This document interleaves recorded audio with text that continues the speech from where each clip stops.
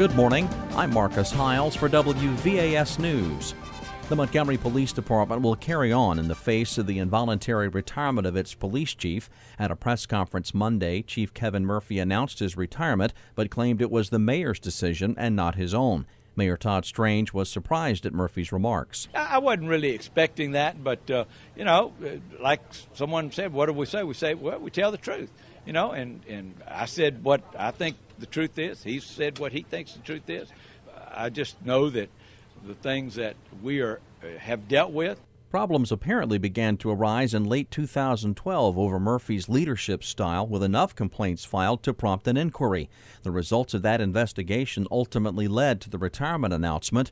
While Chief Murphy said he accepts the mayor's decision, he argues that his strict style is not that different from Montgomery Public Safety Director Chris Murphy and is needed for a paramilitary operation like a police force. Director Murphy took issue with that comparison. I just believe that if you have to yell and scream to adults, then you kind of already lost something. And that's always been my philosophy. I don't get mad. I just kind of, okay, let's go. Well, how do we fix this? How do we handle this? And that's what I would expect and hope from Interim Chief Brown. And I think that's the key. That's where maybe I disagree. I don't think that I'm worried about them running amok, as has been said all the time. I think they're grown men and women, and they're educated and well experienced, and that's not a major concern of mine. Police Chief of Staff John Brown is acting as interim chief. Mayor Strange says a search for the next chief may not happen until near the end of the year. The Central Alabama Crime Stoppers program has doled out more than $6,500 in reward money in the first 6 months of 2014. Director Tony Garrett said in a statement that Crime Stoppers turned over 491 tips to law enforcement agencies, which in turn led to the arrest of 129 suspects and the clearance of 309 criminal cases. Garrett also said the Crime Stopper Scholastic tip line resulted in the arrest of 22 individuals and the clearance of 44 criminal cases on school grounds. Tipsters received more than $2,800 in reward money for school-related crimes. Central Alabama Crime Stoppers is a nonprofit agency that is funded through donations.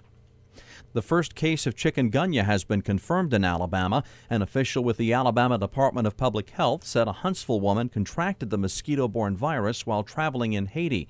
The department's Safety Medical Affairs Deputy Director, Dr. Thomas Miller, says the virus mirrors the flu and can take up to a week before the illness develops. It's sort of a sudden onset of a fever that's relatively high, 101, 102 degrees, and also what they call polyarthralgia, and that means kind of achy joints as you might have if you had arthritis in especially the hands and the feet, but in multiple joints. So just kind of that general achiness and the fever.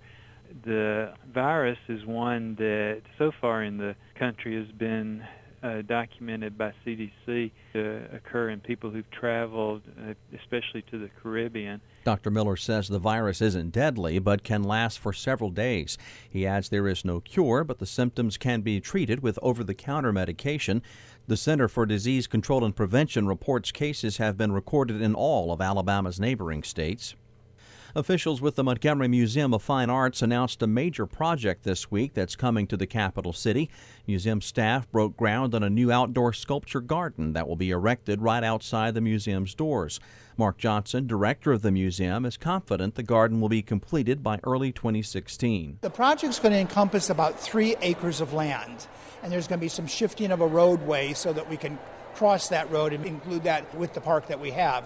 The estimate on this project is around $3 million. Before we ever scooped a shovel of sand, we've already raised over $1 million. We have some other commitments out there. We have some other fundraising things out there, and we feel secure that we will reach that in the next year or so. And it should be done, as I say, 16 to 18 months out. Johnson says the museum will also reach out to the public for fundraising opportunities in the coming months. A number of principals and support staff in Montgomery attended Alabama's College and Career Ready Standards Training Thursday at Park Crossing High School.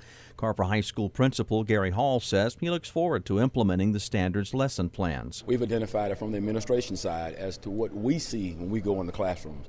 It's something that we can use as a tool to know what the teachers are teaching, so the parents can drill down and see what exactly is going on in the classroom. It's a simplified way of actually teaching, but you're getting the instruction across through the process that we're using with college and career readiness standards. Dr. Christopher Blair, Chief Academic Officer for the Montgomery Public School System, says the standards are dialogue-driven. It causes that collaboration. And you and I both know when that occurs, like it's doing right now, we learn more. That's what the standards are all about. It's taking the students deeper with the content and strategies to talk, to write, to read, to investigate, and to listen. The standards are designed to ensure students graduating from high school are prepared for colleges and careers. You're listening to WVAS at Alabama State University. For more news, weather, and information 24 hours a day, you can always log on to WVAS-FM.org. I'm Marcus Hyles, WVAS News.